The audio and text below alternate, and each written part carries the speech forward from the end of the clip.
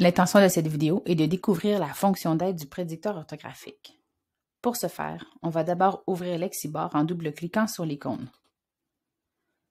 Comme il fonctionne en arrière-plan, on peut voir l'icône apparaître dans la barre du menu Windows en bas à droite. En cliquant droit sur l'icône, on peut sélectionner le menu Paramètres. Dans l'onglet Fonction d'aide, on doit activer le prédicteur orthographique puisqu'il est question de celle-ci dans cette vidéo. Lorsque c'est fait, on peut fermer la fenêtre des paramètres et aller chercher notre document de traitement de texte. Lorsqu'on commence à écrire dans le traitement de texte, une boîte de mots apparaît. Celle-ci peut suivre le curseur ou être déplacée à différents endroits dans le texte pour ne pas gêner l'élève dans son travail. Il est important de noter qu'il existe 3 visuels disponibles pour le confort de l'élève. Avec l'icône main pleine, on peut faire basculer la fenêtre pour voir les options disponibles. On peut aussi agrandir et rapetisser la fenêtre. Par contre, l'élève devrait toujours avoir un minimum de 5 mots disponibles dans sa boîte de prédiction.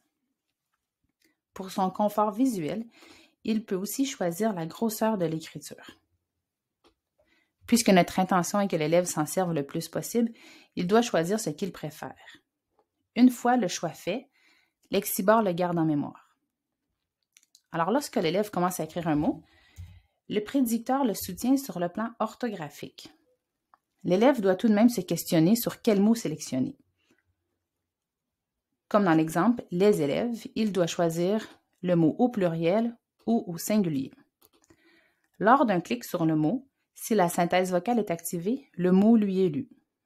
Lors de 2 clics, le mot est inséré dans le traitement de texte. Alors, je vais poursuivre mon exemple. Les élèves doivent devenir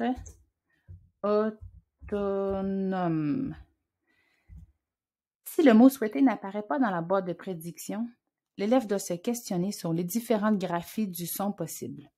Je vous invite à visionner les astuces 4 et 5 où il en est question.